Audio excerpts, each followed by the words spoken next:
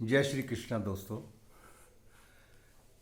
आज बात करेंगे भगवान कृष्ण और जरासंध की, साथ में उसके मामा कंस की। जरासंध भगवान की कृष्ण की ओर ये दोनों की शत्रुता कैसे बढ़ी और क्यों बढ़ी? ये कारण था कृष्ण के मामा कंस का वध। जब भगवान कृष्ण को धीरे धीरे पता चला कि मेरे माँ बाप के साथ, वसुदेव और देवकी के साथ कंस ने बहुत ही बड़ा अन्याय किया है, बहुत बड़ा पाप किया है, मेरे 6 भाई बहनों का इन्होंने कत्ल किया है, और उसके बाद भगवान कृष्ण धीरे धीरे जो था बड़े होते गए, युवा होते गए। तो कंस का जो वध किया उस समय भगवान कृष्ण की आयु 13, 14, 15 साल के करीब रही होगी, ये शास्त्र बताते हैं। तो कंस ने चाहा कि पहले तो ये सारा आपको पता ही है, 6 संतानें जो उसका वध किया कंस ने, और 7वीं संतान जी तो जोग माया, उसके जब उसका वध करने लगा तो उसको भविष्यवाणी हुई कि 7वां जो तुम्हारा जो 8वां गर्भ है वो तो गोकुल में पल रहा है, गोकुल में पहुंच चुका है। तो उसने बहुत सारे मारने के प्रयास किए कृष्ण को, भगवान को, लेकिन वो ऐसा नहीं हो सका।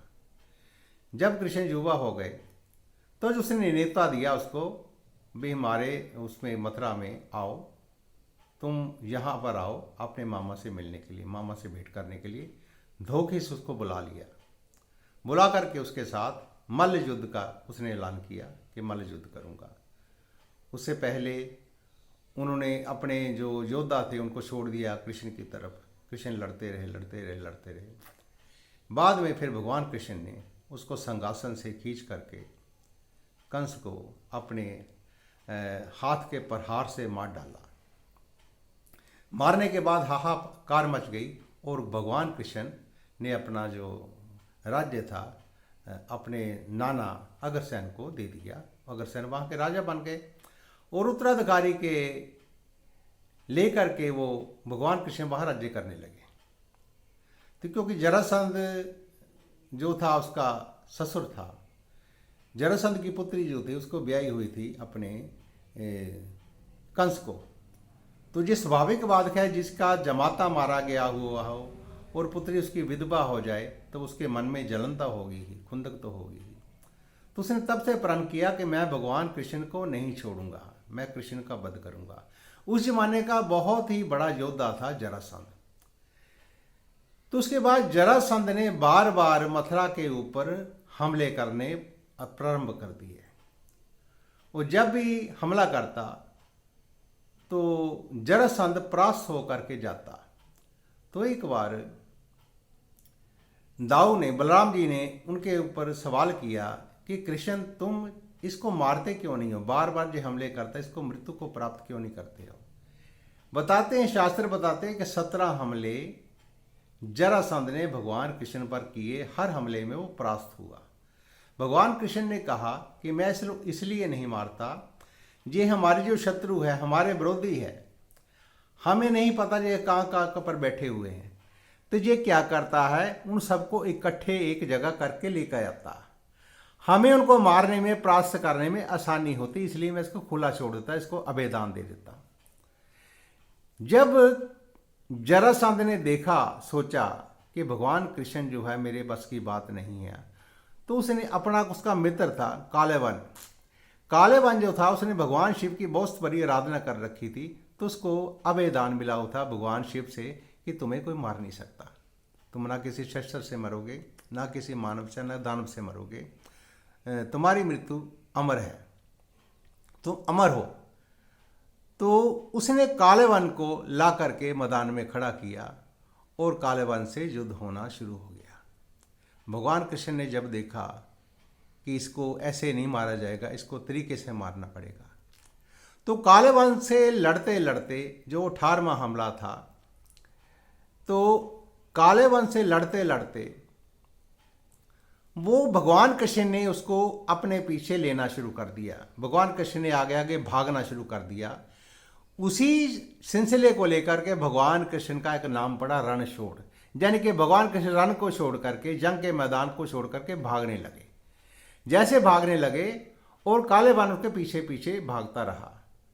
तो भगवान कृष्ण एक कुंदरा में एक पहाड़ी में छुप गए। वो पहाड़ी छत्तीसगढ़ में आजकल बताई जाती है।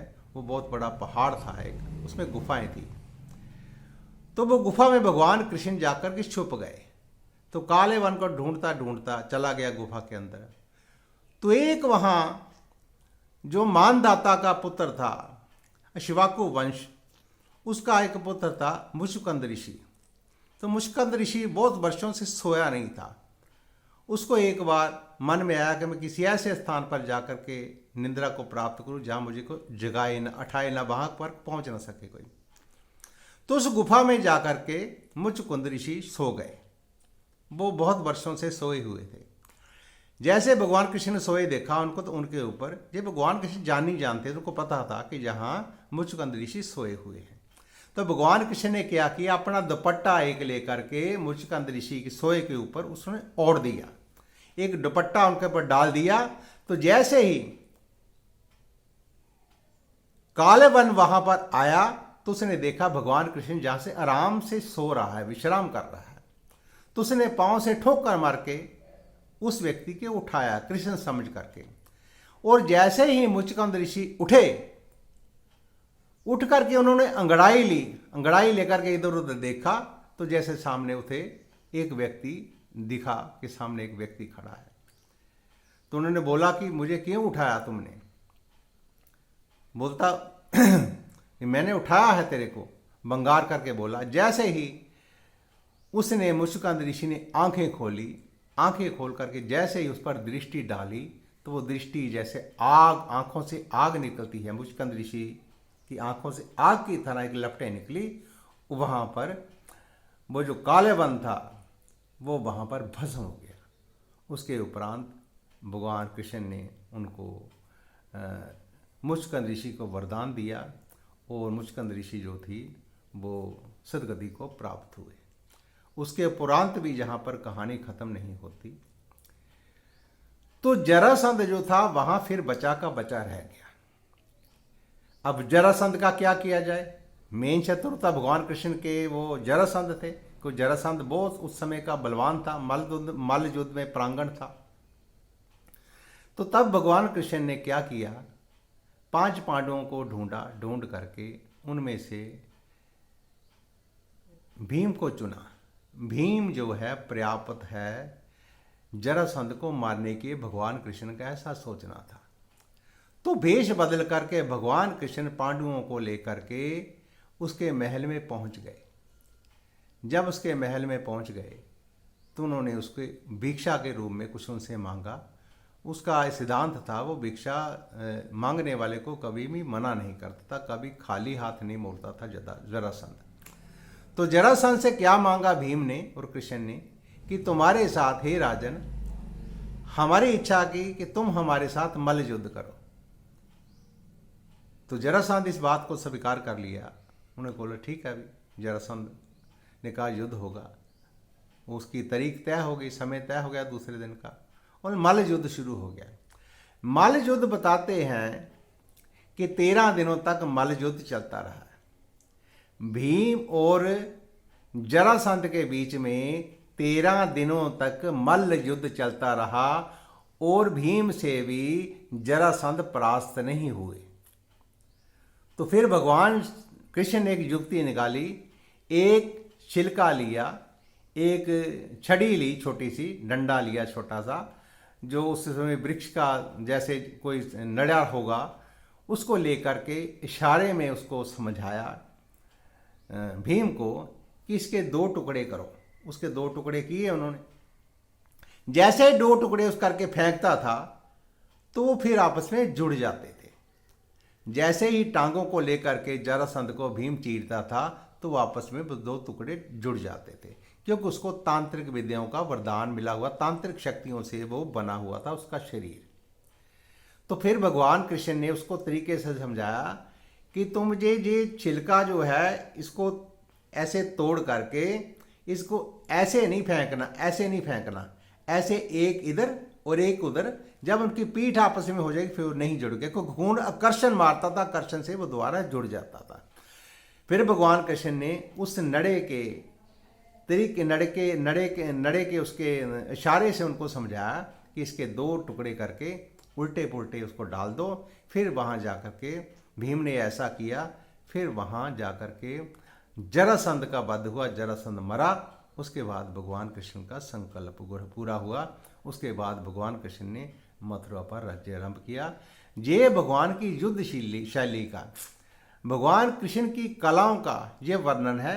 आगे आगे हम आगे जो ये 2 युद्ध हमने 10 युद्ध जो है भगवान कृष्ण ने मेन किए, जो क्योंकि हमें ये इसलिए ये काम करना पड़ रहा है, इसलिए लोगों को बताना पड़ रहा है क्योंकि भगवान कृष्ण के साथ एक रास लीला का विषय चिपका दिया गया कि भगवान कृष्ण केवल नृत्य करते थे।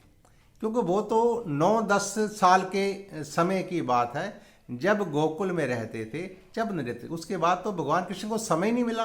उन्होंने बहुत से युद्ध किए, 10-12 युद्ध तो उनके मेन आते। ये आगे जा कर के हम सारे युद्धों की उनका वर्णन करेंगे। हमारी एक आपसे प्रार्थना है कि हमारा चैनल को सब्सक्राइब करें। हम चाहते हैं कि ये जो हमारी पुरातन विद्याएं हैं महाभारत काल की और रामायण काल की, उनके विषय में थोड़ा थोड़ा हमारे सभी जो युवा समाज के लोगों तक बात पहुंच सके। जय श्री कृष्ण।